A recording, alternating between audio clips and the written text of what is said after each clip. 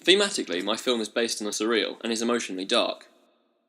I wanted to carry this theme throughout the ancillary texts. It was a fairly simple to do with a short film and poster, because I could display the mood very well through the colour scheme and the facial expressions. It was more difficult to sustain this character in a review, because I was writing in the third person, so I had to be completely unbiased. I couldn't write with the knowledge of the director. For instance, I wasn't able to explain the less obvious plot traits, like the ambiguous ending, where the young character could either be forging his own path or following in the footsteps of his evil alter ego. The sections where the audience would have to make up their own decisions on what they thought happened could not be broadcasted in the review with as much certainty as the more obvious scenes, like the time-travelling watch, a scene that leaves very little for the audience to guess. I wanted to create an image that the audience would think about when they looked at each of the different products.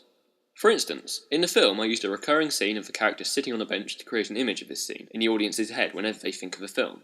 I decided to use this scene because it starts to show the generosity of the protagonist. It follows him through a film as he starts to lose appreciation from the men he is helping. It is the last shot the audience sees which rounds off the film, as he decides he doesn't mind not being appreciated.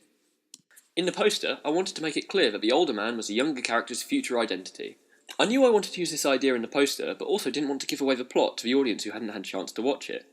I realised that the majority of the people seeing my poster would be the people in the target audience who haven't watched it yet. It's a convention of film posters. In the end, I settled on an image of the younger character looking into the mirror and seeing the reflection of his future self. I feel like this could be seen both as an impressive editing skill or a signpost for the film, depending on whether the viewer has seen the film before.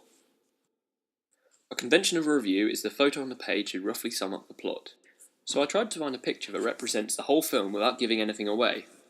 I had a few options. I wondered about using the image of the older man looking in through the crack in the door. I felt this would be a decent representation of the film, but wouldn't have the same iconography as the photo of the key. The picture I went for was that of the key after it has been discarded. I decided to use this as it creates an enigma code and is also iconic of the film. It is shown in one of the most vital scenes of the film where the character discards the key to show his fear for its power. It is arguably the pivot point of my film where the character shows his weakness and the older character turns out to help him. Another feature of this picture is that it will create interest from the readers who haven't seen the film. It is an unusual image to see in a review, so we'll create the question of where does it lead, and why has it been thrown away. I feel this would create an appropriate mood for my review. I wanted to link the three products. There are a few ways I decided to do this. The first is images. In the poster and review, I decided to portray some of the more important themes from the film, in the images. Going back to the key in a review image, it's one of the main themes in the film, as it's an object that exists both in the future and the present day. The key therefore describes many aspects of the story for the viewers with a small amount of contextual knowledge, like the time travel theme. In the writing of a review, I wanted to go into a description of the film that stretches deeper than simply what the audience sees.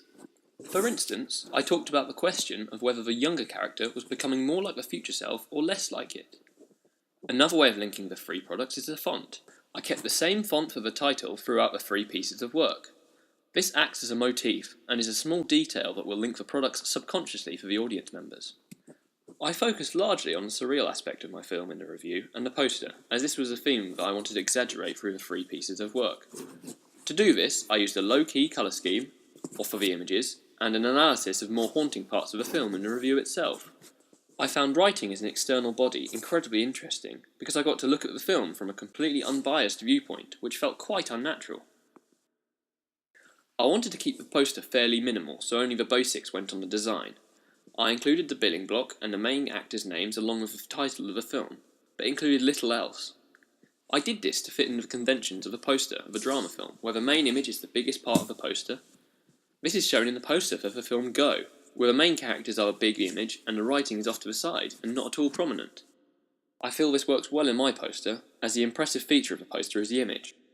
Overall, I feel my products link together nicely, and complement one another. However, if I were to remake the products, I would try and make a clearer link between the poster and a review. When looking at all three products, I feel many links can be seen. However, when you study ancillary tasks, I feel there's fewer links, and the two feel more like independent projects.